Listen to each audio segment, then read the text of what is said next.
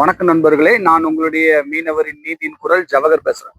இன்னைக்கு காலையில டிவி பார்க்கும்போது ஒரு அதிர்ச்சிகரமான தகவலை நான் நினைச்சேன் பார்த்தேன். என்ன அப்படின்னா, நம்மளுடைய பாரத பிரதமர் நரேந்திர மோடி அவர்கள் ஒரு வருஷத்துக்கு மக்கள் என்ன செய்யாங்க, தங்கம் வாங்காதீங்க, அந்நிய செலவாணிய கட்டுக்குள்ள வைக்கிறதுக்காக ஒரு வருஷத்துக்கு யாரும் என்ன செய்யாங்க, தங்கம் வாங்காதீங்க, நம்ம வீட்டுல இருந்தே வேலை பார்ப்போம் அப்படின்னு சொல்லிட்டு மக்களுக்கு ஒரு பொடி வச்சு பேசுறாரு. என்ன காரணம்? வரக்கூடிய நாட்கள்ல என்ன செய்ய போறாங்க, பெட்ரோல் டீசல் விலைய கூட்ட போறாங்க. நம்மளுடைய அரபு நாடுகள்ல ஏற்படுற போர் பரிசத்தின் காரணமாக இந்த டீசல் விலை கூடுது அப்படிங்கிற ஒரு கருத்தை என்ன செய்யறாங்க, மத்திய அரசு முன்வைக்கிறாங்க. இதுக்கு முன்னால கச்சா எண்ணெய் விலை குறைக்கும் போது டீசல் இதே விலையா தான் இருந்துச்சு.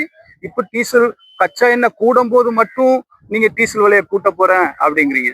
இது முக்கியமா எங்களுடைய மீனவர்களுக்கு மிக பெரிய பாதிப்பை ஏற்படுத்தும் இந்த டீசல் விலை கூடுறது.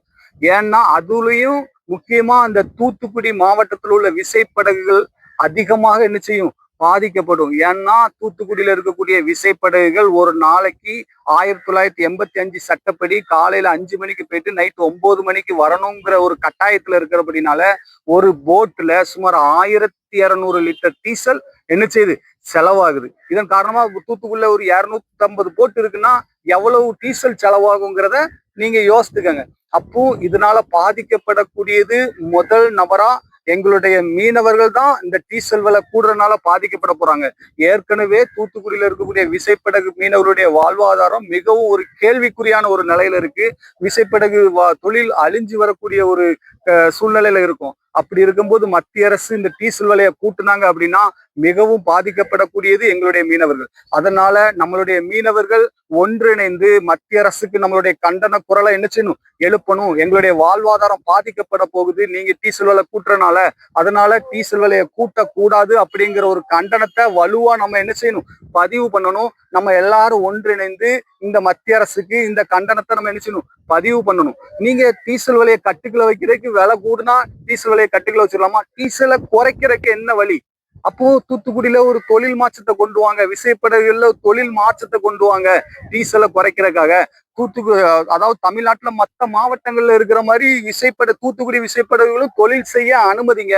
அப்போ டீசல் செலவு குறையும். தயவு செய்து மத்திய அரசு இதை கருத்துல கொண்டு அதாவது மீனவர்களால தான் இந்திய அரசுக்கு மிகப்பெரிய அந்நிய செலவாணியை ஈட்டி தரோம். நாங்க மீனவர்கள் தான் மீட்டு தரோம். விவசாயியும் மீனவர்கள் தான்.